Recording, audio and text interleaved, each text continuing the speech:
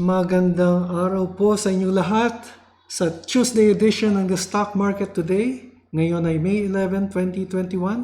Kahapon po, ipagpaumanhin po ninyo, hindi po tayo nakapag-report dahil I have to attend to a personal matter. Anyway, I'm back. And by the way, na-vaccinate na ba tayo? Last Saturday po ay ang inyong lingkod ay na-vaccinate na at Sputnik V ang itinurok po sa akin. At hindi po maganda yung naging side effect para sa akin ng Sputnik dahil para akong nagka-COVID. Alam niyo yun, mayroong kang trangkaso, tapos may diarrhea ng 2 araw. Pero ngayon po ay okay na po ako. I'm back to my usual self. By the way, ito po ang inyong lingkod, Benji Chodoro. Ako po ay isang retired bank officer who started to invest in the Philippine stock market in 2007. I do this report every day, which I started last August. I also report the latest news on your favorite and most active stocks.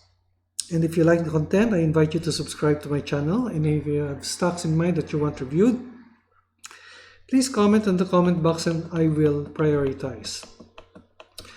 Ang balita po natin ay tungkol sa Manila Water at ang resulta ng trading sa ating PSE ngayong araw, May 11, 2021, dito lamang sa Stock Market Today.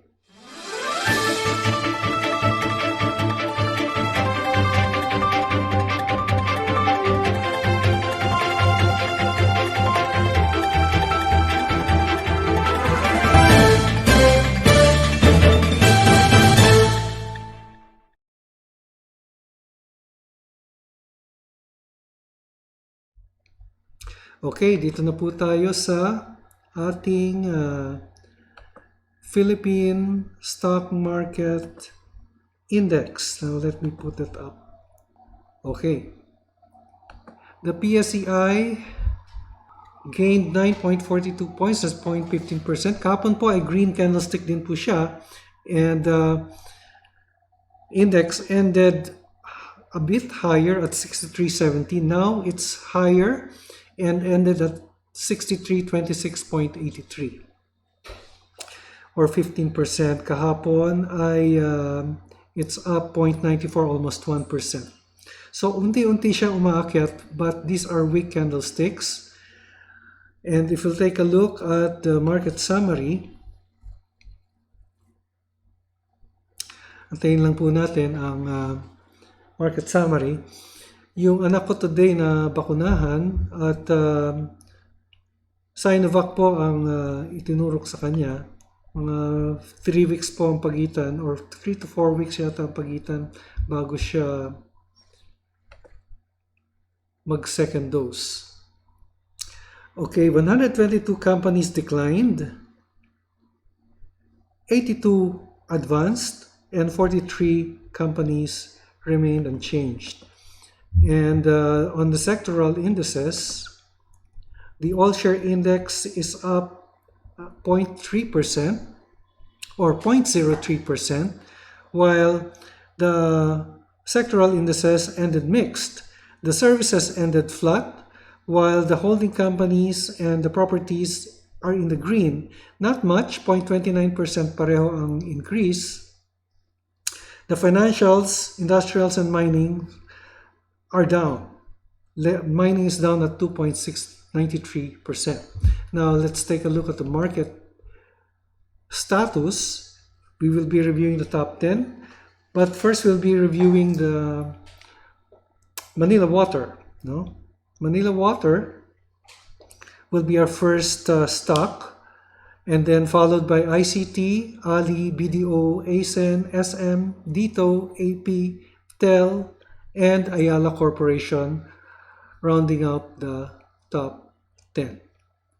Okay, so now let's go to MWC. But first, let me share with you an article by BDO Nomura on MWC. Ang news item ko is here, nasa third paragraph. MWC net profits declined 8% year-on-year to 1.3 billion due to lower billed volumes in Manila concession. That's negative 6% year on year. The lower supervision fees from Estate Water, excluding one-off losses the first quarter, coming from the amortization MWSS penalty, core net income declined by a larger 32% year on year by 1.3 billion due to higher base effects. Core profits from Manila concession dropped 29% year on year to 1.28 billion pesos as the COVID-19 pandemic resulted in less consumption from commercial and industrial sectors. That's negative 24% year on year, while residential consumption remained flat at negative 0.02% year on year. The lower contribution of commercial volumes resulted in lower average tariffs. Water dam levels are trending higher than the 2019-2020 in both Angat and De La Mesa, which we think will alleviate supply risk during the summer months. The Manila concession accounted for 96% of the first quarter 20 core income. Ngayon, ang commentary niya dito is that merong buy rating si BDO Nomura based on a SOTP or sum of the parts based target price of 1740, and the price kanina or yesterday was 1494. That's a 16.5% upside.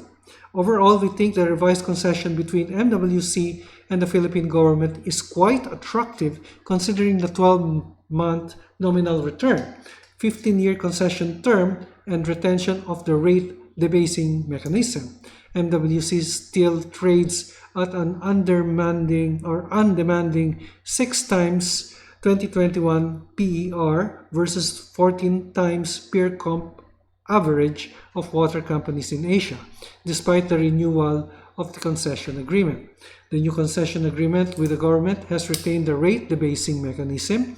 We believe this is favorable for MWC as it allows the company to recoup potential losses from new price caps and underperformance of sales volumes, which in turn will effectively ensure that the 12% nominal return is realized. We think investors will focus on the 2022 rate debasing to get indications of tariff rate hikes. MWC has pointed out that capex spending will remain high, which would lead to tariff hikes in our view.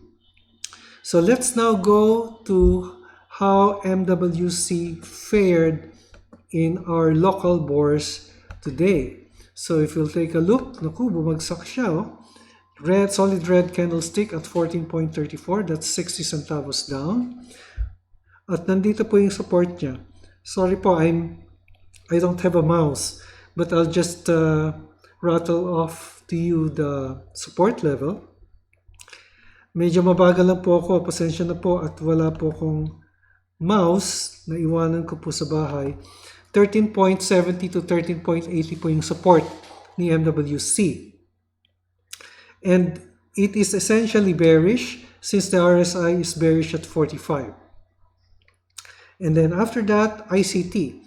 ICT was supposedly our news item yesterday, and it has promising results in their financials. So in the past 2 days, ICT had been on a breakout. So it started on Friday, May 7, continued on a Monday, and now nag-profit taking siya or probably nagko-consolidate. And if you'll take a look at the commentary of BDO Nomura, from 135, tinaasan niya ang target price niya to 150. 150. So nasa 140 na po siya. Net foreign buying po. And very attractive po yung ICT. Pero ingat lang po tayo, based on the technicals, the RSI is already at 71, overbought. Yan po ang aking take for ICT, and the sentiment is bullish.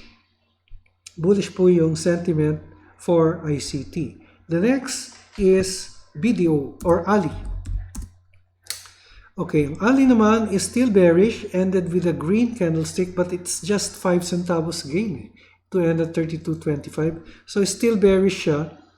Support is here at 32 to 32.10 or 31.90 to 32. Yan po yung support natin for Ali. And then BDO. Okay, BDO still moving sideways, although it's now at 106, gaining 50 centavos. So this stock is actually good stock naman tong si BDO. Medyo malaki lang yung NPL, non-performing loans niya. Malaki kasi yung kanyang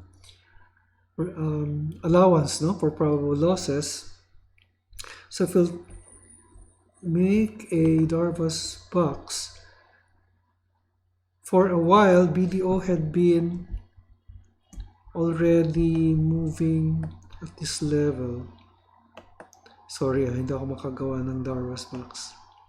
Yan, okay. So ganitong level po siya gumagalaw eh. The upper level, uy, nawala. Sorry, very slow po ako. The upper level is 106.80, while the lower level is 101.50. Yun po yung levels na tinatakbo ni BDO. So 106 is a sub-resistance level already, while the support is 101, still moving sideways. Okay, ACEN. Okay, ACEN also moving sideways, although it's a bit bullish already since the indicators are under our candlesticks ending at 732 or 14 cents, 40 centavos higher. Still in a general direction of a sideways movement for ACEN. And then SM. Okay, SM recovered, gaining 1 peso from the previous day's close. But it's still bearish. Kasi yung RSI natin is at 41, our indicators are still above the candlesticks. So yung foot traffic sa mall talaga napakababa pa. I was there on in the ACEN Mall nung Sabado, talaga konti lang ang tao, walang ganong tao. So I went to a bookstore to buy some supplies, pero napakakonti ng tao. Okay, so bearish si SM with support at 920. Yun po yung support level ni SM. And then after that, dito. Dito, still moving sideways, and it's kind of bearish at 950 since the closing prices are still below the candlesticks. RSI is bearish at 46. But there was net foreign buying today for Dito. And then AP. Okay. AP gained a bit. 35 centavos to end at 23.70. Net foreign buying at 6.46. So it's still bearish to sideways. Actually, it's already above the 20-day exponential moving average, meaning maaring nagbabago na yung trend. But in terms of the medium and long-term trend, ano pa rin siya? Bearish pa rin siya. Pero yung 20-day exponential, nasa ibaba na siya, or it's lower already than the closing price, indicating that there may be a change in trend for avoidance power. Then TEL. We haven't heard of TEL for a while. Okay, TEL is still bearish, sideways to bearish, ended with a green candlestick gaining 29 centavos at 12.64, but it's still cheap. Actually, TEL is still cheap with support at 1224. So hindi ko lang malagay, nahihirapan po akong maglagay ng lines natin. Okay, 1224 po yung support level ni TEL, or 1218 to 1220. Yun po yung support level for tell. And then our last stock is Ayala Corporation. Okay, Ayala Corporation gained 7 pesos and it's still bearish since the closing price is still below our indicators, yung 20, 50, and 100-day exponential moving average. So it's bearish pa rin tong si Ayala Corp with support. I would say nandito siya malapit lang sa 120 to 130. Oh, sorry. 720 to 730 po yung support level ni Ayala Corporation. Yan po ang ating report sa stock market May 11, 2021, Tuesday. Ito po si Benji Chidoro reminding you an investment in knowledge pays the best interest. Maraming salamat sa inyong pagtangkilik. Hanggang sa muli, God bless and bye for now.